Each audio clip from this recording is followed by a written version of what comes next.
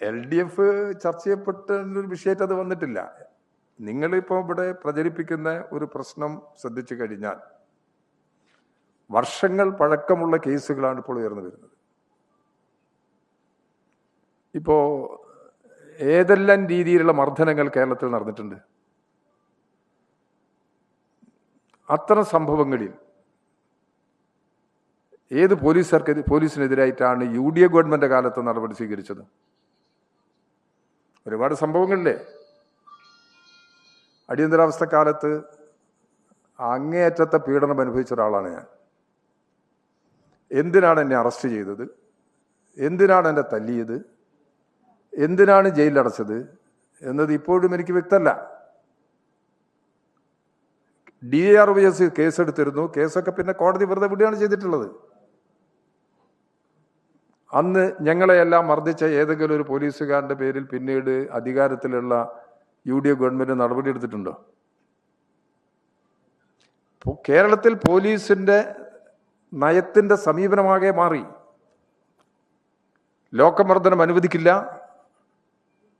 ജനങ്ങൾക്കെതിരായ ഒരു നടപടിയെയും സ്വീകരിക്കില്ല, ജനങ്ങൾക്കെതിരായ നീക്കം വന്നു കഴിഞ്ഞാൽ ആരോപണ വിധേയനായിട്ടുള്ള പോലീസുകാരെ നടപടിക്ക് വിധേയമാക്കുകയാണ്.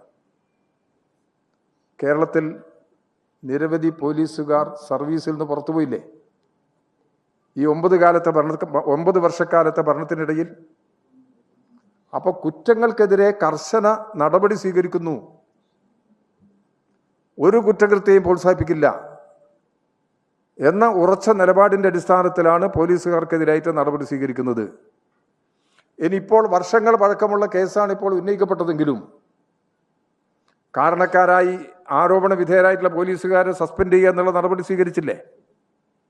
അതിൻ്റെ അപ്പുറത്തുള്ള നടപടി സ്വീകരിക്കണമെന്നുണ്ടെങ്കിൽ ഇതിൻ്റെ അന്വേഷണ നടപടിക്രമങ്ങൾ പൂർത്തീകരിച്ച് നിയമാനുസൃതം പ്രവർത്തിക്കണം.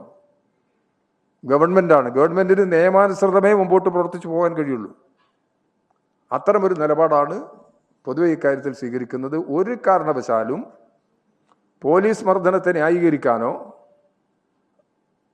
പോലീസ് ലോക്കപ്പുകൾ മർദ്ദന കേന്ദ്രങ്ങളാക്കി മാറ്റാനോ ഇടതുപക്ഷ ജനാധിപത്യ മുന്നണി ഗവൺമെന്റ് അനുവദിക്കില്ല. ഗവൺമെന്റിന്റെ നിലപാടിന് വ്യത്യസ്തമായിട്ട് ആരെങ്കിലും പ്രവർത്തിച്ചിട്ടുണ്ടെങ്കിൽ അവർക്കെതിരെ കർശന നടപടി സ്വീകരിക്കുക എന്നുള്ള നിലപാടാണ് കേരളത്തിൽ ഇപ്പോൾ തുടരുന്നത്.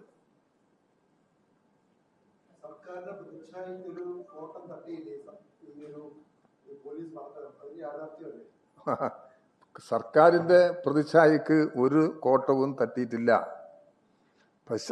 സർക്കാരിന്റെ പ്രതിച്ഛായക്ക് കോട്ടം തട്ടിയിട്ടുണ്ടെങ്കിൽ ഈ വലിയ ബഹുജന മുന്നേറ്റം കേരളത്തിലുണ്ടാവുമോ?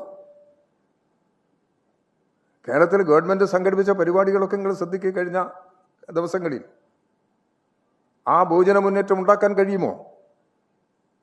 അപ്പോൾ സർക്കാരിന്റെ പ്രതിച്ഛായക്ക് ഒരു കോട്ടവുമില്ല. പക്ഷേ ഇതുപോലുള്ള പ്രശ്നങ്ങൾ ഉപയോഗപ്പെടുത്തി കളവ് പ്രചരിപ്പിച്ച് ജനങ്ങളെ തെറ്റിദ്ധരിപ്പിക്കുന്നതിന് വേണ്ടിയുള്ള പ്രചാരണം നടക്കുന്നുണ്ട്. ആ പ്രചാരണത്തിനോടൊപ്പം നിൽക്കരുത്. ദയവേത് ആരും ആ പ്രചാരണത്തിന് കൂട്ടുനിൽക്കരുത്. വസ്തുതാപരമായ പ്രചരണം നടത്തിക്കോട്ടെ. വസ്തുതാവിരുദ്ധമായ പ്രചരണത്തിന് ആരും കൂട്ടുനിൽക്കാൻ പാടില്ല. അത്തരമൊരു നിലപാടാണ് ജനങ്ങളുടെ താല്പര്യത്തെ മുൻനിർത്തി യഥാർത്ഥത്തിൽ സ്വീകരിക്കേണ്ടത്.